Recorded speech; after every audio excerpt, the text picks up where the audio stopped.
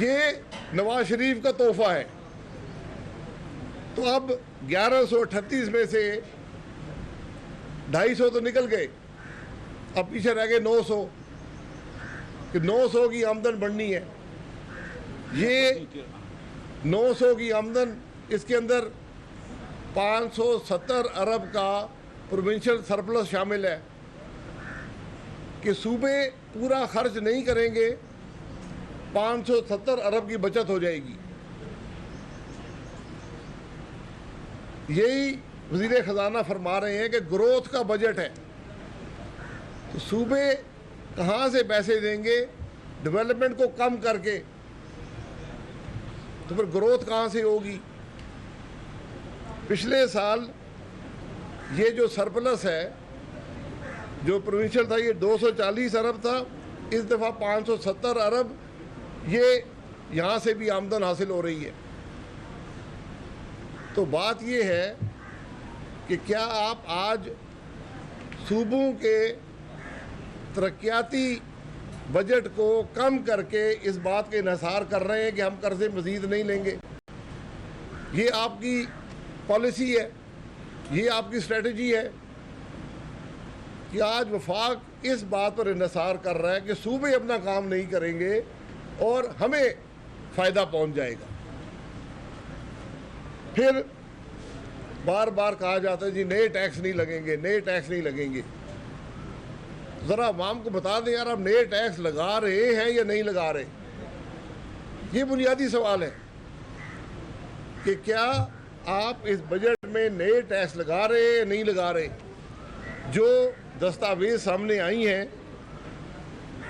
उनके हिसाब से कम से कम 383 अरब रुपए के नए टैक्सेस हैं, 383 अरब के नए टैक्सेस हैं, और उस पर सितम ये है कि 265 इनडायरेक्ट टैक्सेस हैं।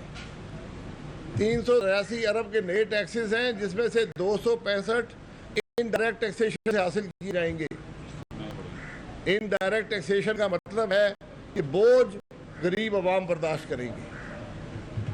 ये सारे बजट की हकीकत है कि 250 अरब नवाज शरीफ का तोहफा, 570 अरब सूबों की तरक्याती बजट में कमी, और 383 के नए टैक्स।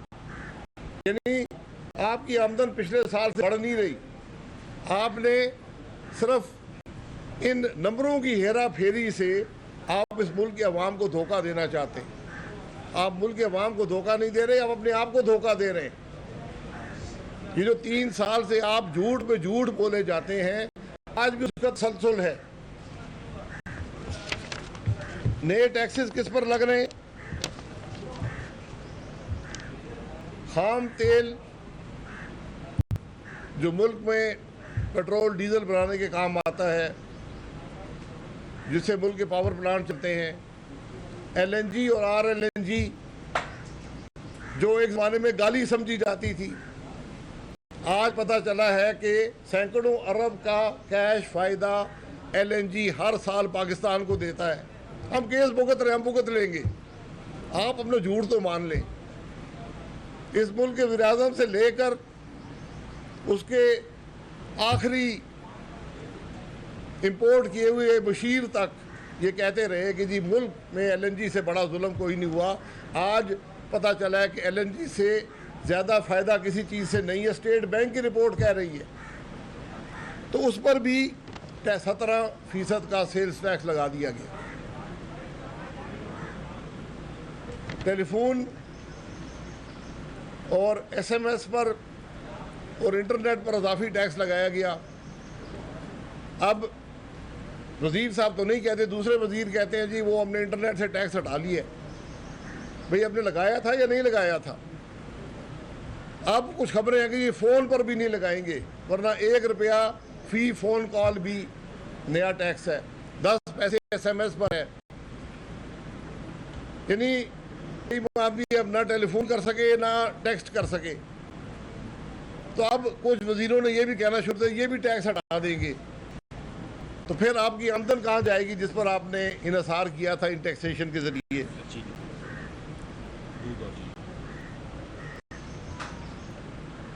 पेट्रोल और डीजल की कीमत में कम से कम 30 रुपये का इजाफा करेंगे तो टैक्स की बाद में जो रकम रखी है वो पूरी होगी। इसका जवाब देने वाला कोई है?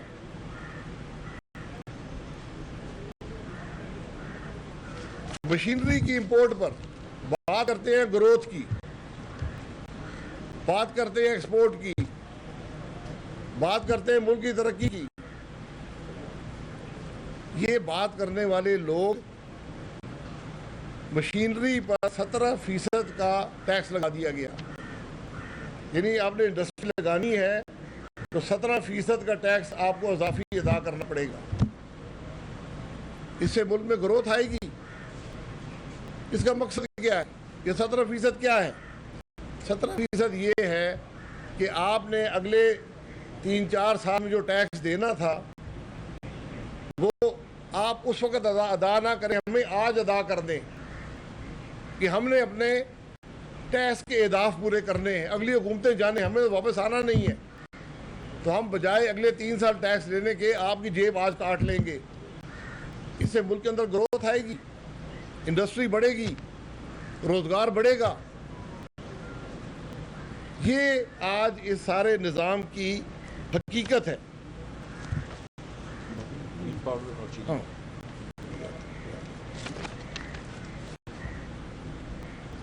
आपने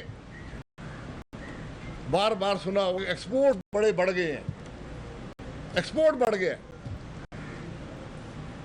वज़ीर ख़ज़ाना कुछ कहता है, दूसरे वज़ीर कुछ कहते हैं, जो तिजारत के वज़ीर हैं वो कहते हैं कोई एक्सपोर्ट नहीं बढ़ी है। और ये हकीकत है। 2020-21 की एक्सपोर्ट 2018 की एक्सपोर्ट से कम है। 3 साल इस हुकूमत के गुजरने के बाद, डॉलर को 35% कम करने के बाद आपकी एक्सपोर्ट में 1 पैसे का इजाफा नहीं हुआ। ये आपकी कारकर्दगी है। वज़ीर तिजारत आगे बताएं ना कि 2018 में क्या एक्सपोर्ट थी और आज 2021 में क्या एक्सपोर्ट आई है। हकीकत वाज़ेह हो जाएगी। मैंने बार बार कहता हूँ, ये पाकिस्तान की तारीख की पहली हुकूमत है जिसको झूठ बोलने में कोई शर्म नहीं है। जो झूठ मर्जी बोल दे, वज़ीर आज़म झूठ बोलता है, वज़ीर झूठ बोलते हैं, बशीर झूठ बोलते हैं, कौमी असम्बली के फ्लोर पर आकर झूठ बोलते हैं। कोई शर्म महसूस नहीं करते, कोई आर नहीं है, कोई परेशानी नहीं है। लेकिन झूठ पर मुल्क नहीं चलते। झूठ से गरीब का पेट नहीं भरता, झूठ से मुल्क के मसाइल नहीं हल होते। हमें बड़ा बताया जाता है जी वो ट्रेड डेफिसिट बड़ा कम हो गया। इस साल ट्रेड डेफिसिट क्या है, जरा ये बता देना। जब मुल्क के अंदर ग्रोथ हो रही थी, सीपैक चल रहा था, 6% के करीब ग्रोथ थी, 35 अरब का ट्रेड डेफिसिट था। इस साल 30 अरब का है। मुल्क में हुआ ही कुछ नहीं है। तो जब मुल्क तरक्की कर रहा हो, ट्रेड डेफिसिट होते हैं। आज आपके पास क्या कसूर है ट्रेड डेफिसिट का? फिर वज़ीर ख़ज़ाना ने बताया कि पाकिस्तान में बम्पर क्रॉप हुए, फसल बहुत ज़्यादा हो गई है, एग्रीकल्चर ने बहुत तरक्की कर ली है। बम्पर क्रॉप का लफ्ज़ 4 दफ़ा लिखा हुआ है, लेकिन साथ साथ ये भी लिखा है कि पाकिस्तान में सोना उगलती ज़मीनों के बावजूद हम आज नेट इंपोर्टर ऑफ फूड हैं। यानी हम मुल्क के अंदर खुर्द नोश की अशिया दरामद करते हैं, एक्सपोर्ट नहीं करते। तो ये कौन से बम्पर क्रॉप है? कॉटन 12 मिलियन बेल से 7 मिलियन बेल पे आ गई है। ये आपको वज़ीर ख़ज़ाना नहीं बताएंगे, ये आपको मुल्क का वज़ीर आज़म नहीं बताएगा। जो मुल्क 15 मिलियन बेल तक प्रोड्यूस कर चुका था, 18 में 12 मिलियन बेल प्रोड्यूस किए, आज वो 7 मिलियन बेल पे कैसे पहुंचा है? ये बम्पर क्रॉप है। हमने 25 मिलियन टन वीट ग्रो की थी और एक्सपोर्ट की थी। 25 million ton, 2.5 crore ton wheat produce की, एक्सपोर्ट की। आज 27 मिलियन टन के दावे हैं और पाकिस्तान गंदम इंपोर्ट कर रहा है।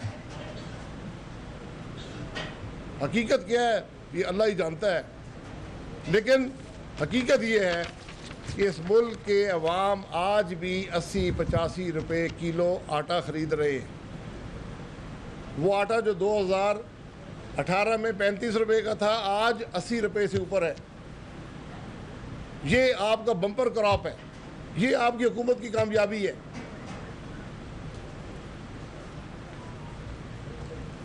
50 लाख लोग अनएम्प्लॉयड, 2 करोड़ लोग पॉवर्टी। अब महंगाई की बात करते हैं। सेंसिटिव प्राइस इंडेक्स, जिसको हम SPI कहते हैं, वो चीज़ें जो बराह रास्त गरीब आदमी को इफेक्ट करती हैं, 13% इजाफा, 13%। जो खुर्दनोशी अशिया हैं, फूड इन्फ्लेशन 15% से ज़्यादा। इन दोनों चीज़ों का जिक्र आप वज़ीर ख़जाना की तकरीर में नहीं देखेंगे, और फ़र्क कोई नहीं पड़ता, क्योंकि अगली दफ़ा कोई और वज़ीर ख़जाना होगा, चौथा है बादशाह आ जाएगा, वो नई बातें शुरू कर देगा। ये आज इस मुल्क की हकीकत है कि वो इन्फ्लेशन जो 4% से कम होती थी, वो फूड इन्फ्लेशन जो 2% से कम होती थी, फूड इन्फ्लेशन खुर्दनोश की अशिया 15% बढ़ चुकी हैं। आज हम 2 वक्त की रोटी की बात करते थे, आज गरीब आदमी 1 वक्त की रोटी के लिए मजबूर है। ये इस मुल्क की हकीकत है। आप पढ़े नजर आके वर्ल्ड फूड प्रोग्राम वाले क्या कहते हैं, वर्ल्ड बैंक वाले क्या कहते हैं पाकिस्तान के बारे में, कि जो फूड की कंजम्पशन है वो कहाँ पहुँच गई है। आपको वज़ीर ख़जाना ने ये बताया अपनी तकरीर में कि 2 करोड़ लोग सतह गुर्बत से नीचे आ गए इस हुकूमत के दौर में। 3 साल में 2 करोड़ लोग सतह गुर्बत से नीचे आए हैं। आज सरकारी मुलाजिम जिसको आपने 13% और 15% फूड इन्फ्लेशन के दौरान मजमूई तौर पर 10% इजाफा दिया है 3 साल में, आज सरकारी मुलाजमों की बड़ी तादाद सतह गुर्बत से नीचे है। इस बात का एहसास वज़ीर आज़म साहब या उनके वज़ीर ख़जाना को है, उनको परवाह है इस बात की। हमें बजट में कहीं दिखाएं ना, आपने कीमतों को कम करने का कोई निज़ाम बनाया है, कोई स्ट्रेटजी है आपके पास कि हम किस तरह बिजली के बिल कम करेंगे, किस तरह गैस के बिल कम करेंगे, किस तरह आटे की कीमत कम करेंगे, किस तरह चीनी की कीमत कम करेंगे। और चीनी पर तो टैक्स लग गया। वो हुकूमत जिसने 53 रुपए की चीनी 120 पे कर दी थी, आज सिर्फ उस पर भी उसने समझा कि ये काफ़ी नहीं है, ये मुल्क के अवाम के साथ जुल्म काफ़ी नहीं है, इस पर भी मज़ीद टैक्स लगा दो। और तो ये है कि 5 से 10 रुपए चीनी की कीमत और बढ़ जाएगी हुकूमती टैक्स की वजह से। और सिर्फ बात यहाँ नहीं रुकी, जो दूध है, दूध का पाउडर है, इस पर भी टैक्स लग गया है। मुल्क में दूध भी महंगा होगा, दूध से बनने वाली हर चीज़ महंगी होगी, बच्चों के दूध महंगे होंगे, बच्चों की खुराक महंगी होगी। किस लिए? कि वज़ीर ख़जाना अपना हदफ पूरा कर सके। आज आप अवाम के पेट काट कर एक जैली हदफ को पूरा करना चाहते हैं। ये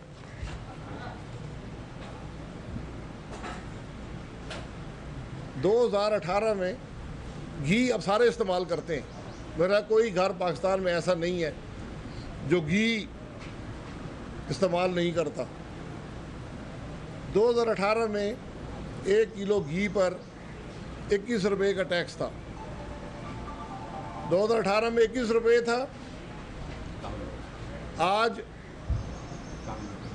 इमरान खान के नए पाकिस्तान में रियासत मदीना में 51 रुपये है। ये 30 अजाफी रुपये किलो हर पाकिस्तानी अदा कर रहा है। इमरान खान को, उसके वजीर ख़जाना को ये बात लिखी है बजट की तकरीर में। अवाम को बताएं ना ज़रा कि आप इस मुल्क के अवाम के साथ क्या कर रहे हैं। ये आज इस मुल्क के तल्ख हक़ाइक़ हैं, बदकिस्मती है। और फ़ायदा किसको दिया जा रहा है? बजट में कुछ लोगों को फ़ायदे भी हैं। फ़ायदा किसको है? फ़ायदा कंस्ट्रक्शन माफिया को। एक ओपन एंडेड एमनेस्टी स्कीम है। आप इस मुल्क में डाका डालें, करप्शन करें, टैक्स ना अदा करें, आपके पास हमने एक जगह मुहैया कर दी है पैसा लगाने की, जहां कोई पूछ गुछ नहीं होगी। वो कंस्ट्रक्शन इंडस्ट्री है। जो चीज़ मर्जी खरीद लें, वहाँ सिर्फ आपको एमनेस्टी है, जो आगे खरीदेगा उसको भी एमनेस्टी है। और इस एमनेस्टी को बढ़ाने की बातें हो रही हैं। इसका असर क्या हुआ है कि काले धन वाले लोग तो आज मकान खरीद रहे हैं अपने धन को सफ़ेद करने के लिए, लेकिन वो गरीब आदमी जो टैक्स अदा करता है वो आज घर अफोर्ड नहीं कर सकता। अब सब हज़रात बैठे हैं, क्या मकानों की कीमतें कौन से बाहर नहीं होंगी? जब काला धन इस काम में आएगा, फिर जो इस मुल्क के वो लोग जो टैक्स अदा करते हैं, जो हकीकी तौर पर जिनको ज़रूरत है मकानात की, जिनके बारे में आपने कहा था कि 50 लाख मकान दूंगा, आज वो मकान लेने से कासिर हैं। ये आज हकीकत है इस बजट की। फिर स्टॉक की बात करें, ये बजट है, इसको हम एटीएम बजट कहते हैं। ये एटीएम को फ़ायदा देने वाला बजट है। जो इस हुकूमत ने एटीएम रखे जिनके खर्चात पूरे करते हैं, जो कभी दवाइयाँ चोरी करके भाग जाते हैं, कभी चीनी का डाका डालते हैं, कभी गंदम का डाका डालते हैं। तो अब जो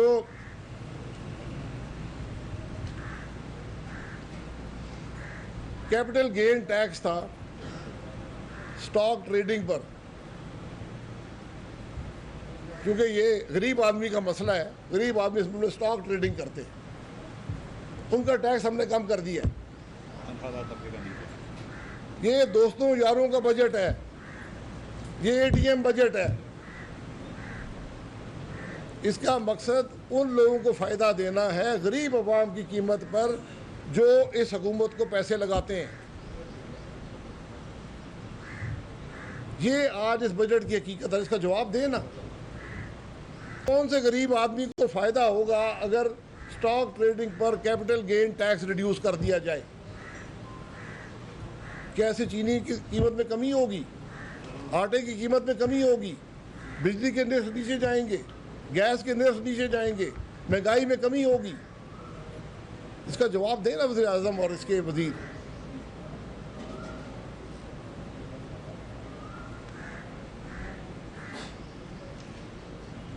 अब यहाँ चंद इदाद शुमार, क्योंकि इदाद शुमार की बड़ी आजकल एक फैशन है, हर किस्म के इदाद शुमार, यहाँ से इदाद शुमार, यहाँ से इदाद शुमार। वज़ीर ख़ज़ाना साहब हैं, 2 महीने पहले उन्होंने कहा था तो इस हुकूमत ने तबाही फेर दी है। यही वज़ीर ख़ज़ाना 2 महीने पहले टेलीविज़न पर कह चुके हैं कि इस हुकूमत ने मुल्क की मईशत की तबाही फेर दी है। ये पहली और आखिरी सच्ची बात उन्होंने की थी। उसके बाद जब नौकरी मिल गई तो फिर बजट तकरीर कर दी, फिर कहते पिछली हुकूमतें कर गई थी। तो पिछली हुकूमतों में आपका 1.5 साल का अरसा भी था जिसमें आप वज़ीर ख़जाना थे, जब आपने यही बजट तकरीर की थी। तो बता दीजिए कौन से शौकत तरीन साहब पे यकीन करें। हकीकत मुल्क की क्या है? जीडीपी की बात है। जीडीपी कि मुल्क क्या हुजम है उसकी आमदन का।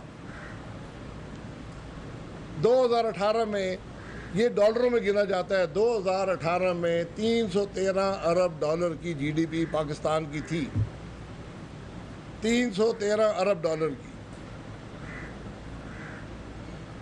नए पाकिस्तान के इमरान खान के 4 वज़ीर ख़जाना के बाद आज जीडीपी 296 अरब डॉलर है।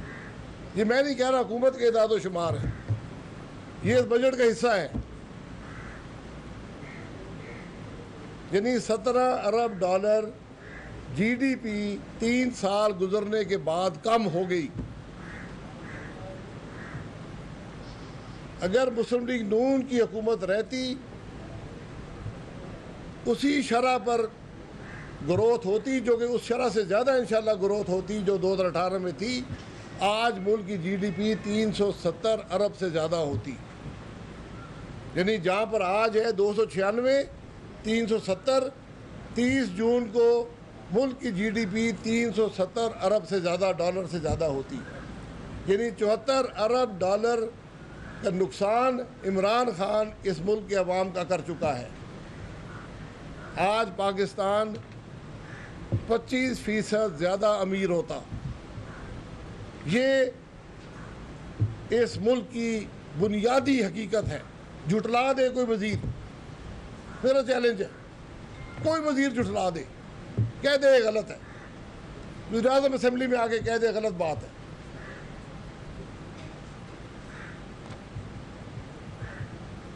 मुल्क के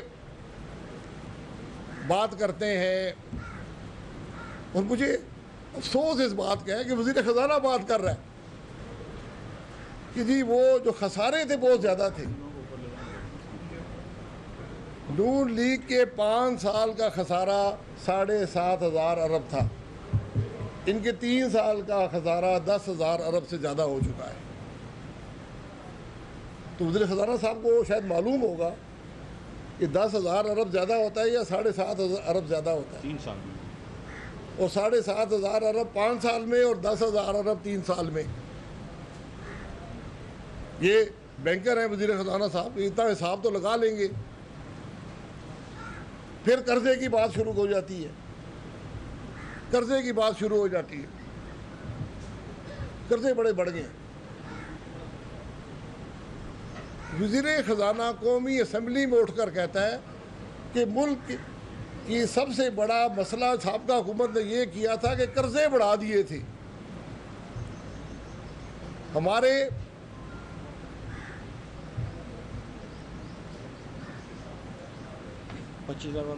जो कर्जा डेट और लाइबिलिटीज़ इकट्ठा था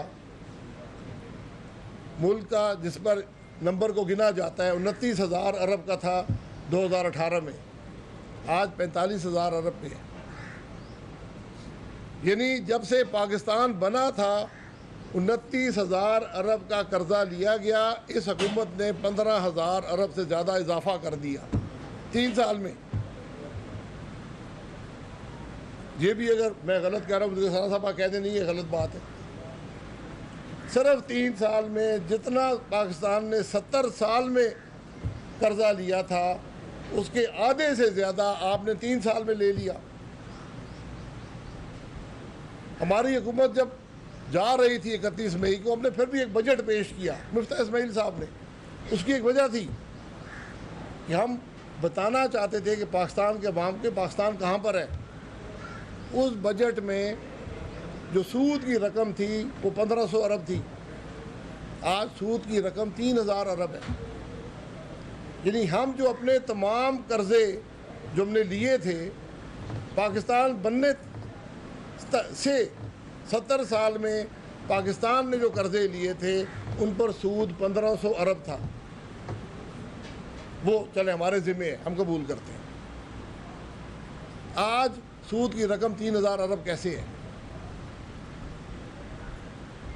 अगर ये 1500 अरब की रकम आप पाकिस्तान के अवाम पर खर्च करते, आज गरीबों पर खर्च करते, महंगाई को कंट्रोल करने के लिए खर्च करते, आज पाकिस्तान आगे बढ़ रहा होता, मुल्क के लोग तकलीफ में ना होते।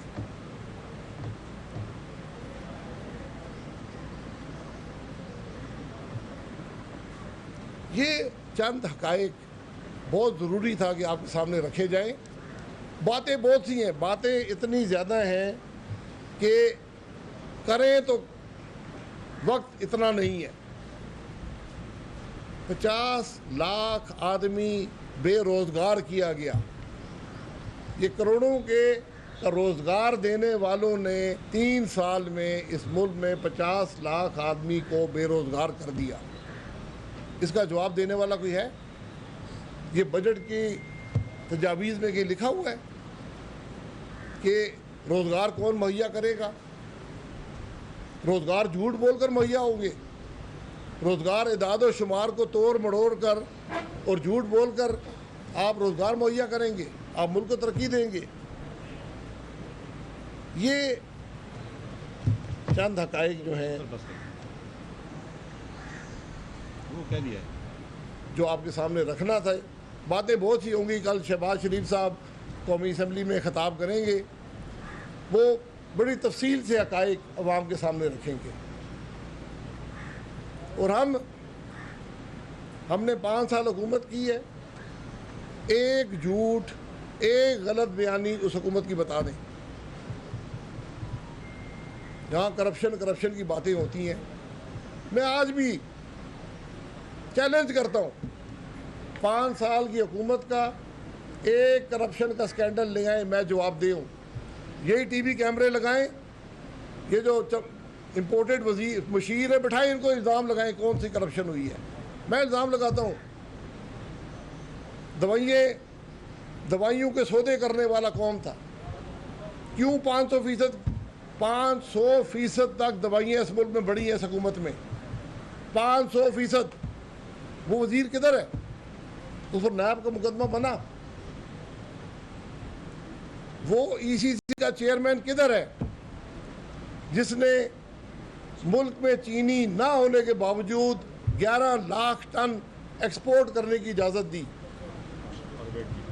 और चीनी की कीमत 53 रुपये से 120 पे पहुंच गई और तमाशा देखते रहे? वो वज़ीर-ए-आज़म किधर है जिसकी काबीना की टेबल पर बैठे हुए 40% चीनी के मालिकान ने उसी एक्सपोर्ट की इजाज़त दी जिससे आज मुल्क में चीनी 120 रुपये पे है? वो काबीना के मेंबरान वज़ीर-ए-आज़म कहाँ पर है? उन पर नायब का केस क्यों नहीं बने? कमीशन पे कमीशन ज़रूर बनते हैं, और जब कमीशन की रिपोर्ट पर तफ्तीश होती है तो अफसरों को बदल दिया जाता है। कहाँ गया FIA का डायरेक्टर? किसको NRO दिया आपने? थोड़ा बताएं ना आवाम को। 650 अरब पाकिस्तान के अवाम चीनी की मद में जेब से अदा कर चुके हैं। ये किसकी जिम्मेदारी है? ये रिंग रोड के स्कैंडल, ब्रॉडशीट के स्कैंडल, पेट्रोलियम के स्कैंडल, LNG ये मुल्क के अंदर पेट्रोल ख़त्म होगा, पता नहीं लगा किसने किया। दुनिया में LNG रुलती रही, $4 की मिल रही थी, 3-3 साल के सौदे थे, $3 अरब पाकिस्तान का बचता। लेकिन नहीं, क्योंकि हमने कमीशन लेनी थी, हमने डीजल पर बिजली बनाई। सऊदी अरब डीजल पर बिजली नहीं बनाता, पाकिस्तान ने बनाई। ख़त्म कर दिया था कि फर्नेस ऑयल पाकिस्तान से फर्नेस ऑयल फिर इंपोर्ट किया गया। आज जो बिजली बन रही है, आज मुल्क में शॉर्टेज है या नहीं है? कहाँ गए वो वजीर जो कहते थे बिजली बड़ी ज़्यादा लग गई है, बड़ा जुल्म हो गया मुल्क के साथ? और इस वज़ीर ख़ज़ाना को भी शर्म नहीं आई, वही बात लिख दी अपने बजट तकरीर में। जिस दिन मुल्क के अंदर 6 से 10 घंटे लोड शेडिंग हो रही हो, वज़ीर ख़ज़ाना को ये पता ना हो कि मुल्क में बिजली की शॉर्टेज है, और उस वज़ीर ख़ज़ाना को ये भी मालूम होना चाहिए कि जब उसने बजट पेश किया उस दिन हाइडल के अलावा जो मुल्क में बिजली बन रही थी 70% नवाज शरीफ की लगाई हुई बिजली थी, पाकिस्तान मुस्लिम लीग नून की लगाई हुई बिजली थी। अगर उनको नहीं पता तो मैं बता देता हूँ, मेरे पास डेटा है, उस दिन की बात कर रहा हूँ। अगर नवाज शरीफ बिजली ना लगाता 16 घंटे की लोड शेडिंग मुल्क में होती। तो मुल्क के हकाइक बड़े मुख्तलिफ हैं जो कि हमारे हुक्मरान बयान करते हैं, जो उनकी समझ या सोच यहीं तक महदूद है। ये हकाइक आपके सामने रखे, कोई सवाल जवाब। जी अपोजिशन तो इस वक्त मुंतशिर है, हुकूमत ने बजट पेश कर दिया, अब कभी असेंबली में इसे हुकूमत ने मंजूर भी करा दी। ऐसी सूरत में हुकूमत के लिए आप समझते कोई डिफिकल्टी होगी बजट पेश पास कराने में? बिल्कुल डिफिकल्टी होगी, पाकिस्तान के अवाम जूतियाँ मारेंगे। जी खुर्शीद भाई, आप इस वक्त बता रहे हैं कि मईशत तबाह हो गई, जबकि जेपी मॉर्गन का ये कहना है कि पाकिस्तान में इन्वेस्टमेंट की जाए, तो उस वजह से क्या मामला? जेपी मॉर्गन करे ना इन्वेस्टमेंट, मैंने तो हकाइक आपके सामने रख दिए हैं। मैंने तो जेपी मॉर्गन की इन्वेस्टमेंट नहीं देखी यहाँ पर, बता दे कहाँ इन्वेस्टमेंट हुई है। जहाँ पर मशीनरी की इंपोर्ट पर आप 17% टैक्स लगा कर भत्ता वसूल करेंगे अगली हुकूमतों की जगह, वहाँ पर इन्वेस्टमेंट होगी। जी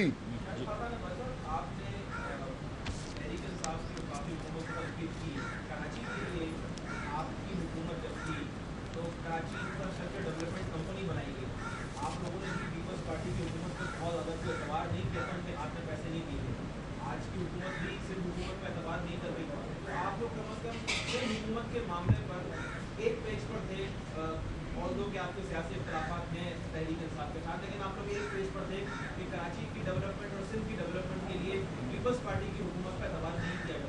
क्या कहेंगे आप साबिक़ वज़ीर-ए-आज़म? कराची की जी साबिक़ वज़ीर-ए-आज़म को आपका बहुत शुक्रिया। वफाक NFC अवार्ड के तहत पैसे देता है सूबे को। 2013 से 2018 तक हमारी हुकूमत ने उस पैसे को डबल किया। हमने पैसे सूबे के हवाले कर दिए डेवलपमेंट करें, उसके बावजूद हमने कराची और सिंध के लिए प्रोजेक्ट दिए।